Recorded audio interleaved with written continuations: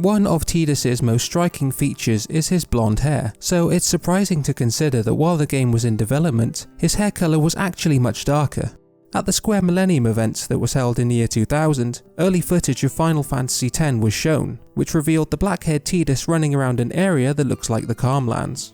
While the teaser trailer itself was only short, it also featured some clips of him exploring what looks like a basic version of one of the temples.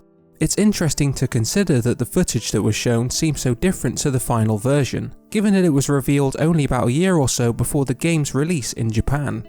Other differences between the early beta trailer and the final game include the fact that a different logo was displayed in the beta footage, while the in-game menu also looks more basic in comparison, and only shows portraits of Tidus and Yuna. Unfortunately, the available footage of the event is very rough, so it's hard to make out any more differences between what was shown and the finished version of Final Fantasy X.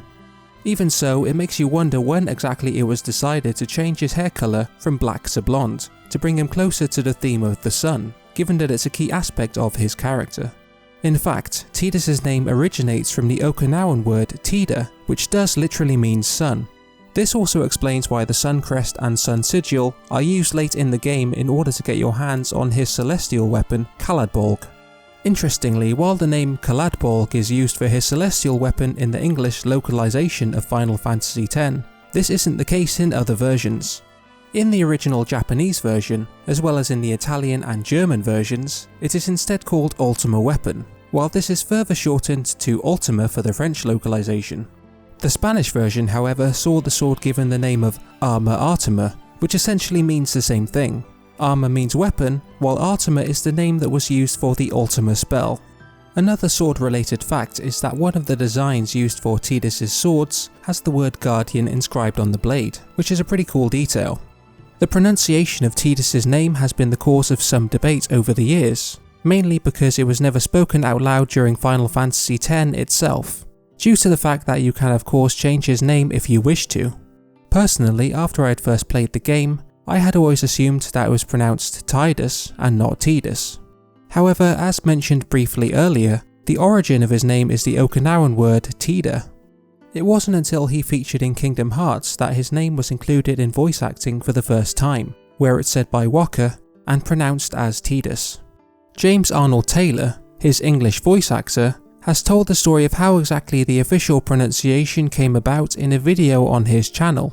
He said, "They made a trailer for the game after it had been made in Japanese, and they knew they were going to do an American version, so they hired an American narrator in Japan to narrate the trailer.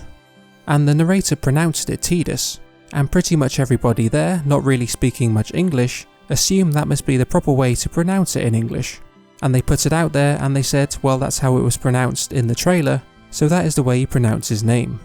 So it is Tidus because a voice actor in Japan decided to pronounce it Tidus instead of Tidus. However, there is an anomaly. Even though most of the time since then, it has been pronounced as Tidus in other releases, such as Dissidia, Final Fantasy X Will, and World of Final Fantasy, that wasn't the case in Kingdom Hearts 2. Although Tidus doesn't even appear in the game, he is mentioned in a conversation when Selphie is talking to Kairi, and funnily enough on this occasion his name is pronounced as Tidus instead. However, this does seem to be something of an exception to the official pronunciation. Going back to the origins of Tidus as a character, it was revealed during an interview to mark the game's 20th anniversary that he didn't start out as a blitzball player. In fact, scenario writer Kazushige Nojima stated that he had originally intended for Tidus to be a hyperbaric welder, or in more general terms, an underwater plumber, in order to closely associate him with the game's water theme. Knowing Tidus as we do, it's pretty hard to imagine him as the Mario of the Final Fantasy universe. In the same interview, the game's director, Yoshinori Kitase, mentioned that it was his idea to have Tidus go from being a plumber to being an athlete. The overall reason for blitzball becoming a key element of Final Fantasy X's story was because sport hadn't really featured in the series much until that point in any major way, making it a refreshing thing to include. As such, Tidus was changed to make him a blitzball player and he was given a more optimistic and happy-go-lucky attitude, which also made him stand out from certain protagonists which had come before, like Cloud Strife and Squall Leonhart, who tended to be more stoic. However, Katase said that they chose to keep water as a motif because they wanted to see if they could do it, given that developers had usually avoided including water in games before then because of how difficult it was to get right. Regarding Tidus' outfit and appearance, character designer Tetsuya Nomura revealed that they followed a slightly different process for Final Fantasy X than they had done for previous games in the series. Until then, he had usually designed the characters first, before it had been worked out how they would actually feature in the game, but when it came to FF10 they decided on profiles for the characters before starting the design process.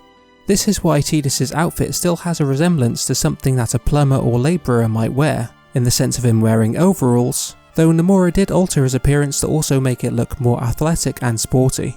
Going back to James Arnold Taylor and his thoughts on the character he voiced, he said he views Tidus as an aggressive, excited young man. He wants to be right in every situation, he wants to be the hero. In terms of Tidus and Yuna's relationship, his view is that they are at two completely separate ends of the world when they first meet, with her being calm and cool and him being much more excited, but that she teaches him so much over the course of the story. These comments also align with the idea of Yuna and Tidus' personalities, representing the duality of yin and yang to an extent, which views the world as being made up of opposing but also complementary elements, such as the sun and moon, and inward energy and outward energy. The two forces are balanced and interwoven. In terms of the way Tidus is portrayed to us, Nojima has said that he deliberately wanted to show him as being ignorant to the world around him, because that allowed him to be a vessel for us as we venture through Spira. His monologue throughout the game, where he tells us his inner thoughts and feelings, was made a major part of the narrative because Nojima wanted to focus on creating a connection between us, the players, and Tidus, the protagonist. In that way we learn more about Spira and its beliefs, as he does. Nojima had also originally intended for Tidus to be the character who would be revealed as being undead, or rather unsent, but decided to change this when the film The Sixth Sense was released in 1999 during the game's early development and featured a similar twist. Rather than drop the idea entirely, he decided that it would be Auron who would be unsent instead. Turning our attention to Final Fantasy X's emotional ending, there's a noteworthy difference to the way it plays out in Japanese and English. In the English localization, which was done by Alexander O. Smith, Yuna tells Tidus that she loves him, while in the Japanese version she instead says thank you.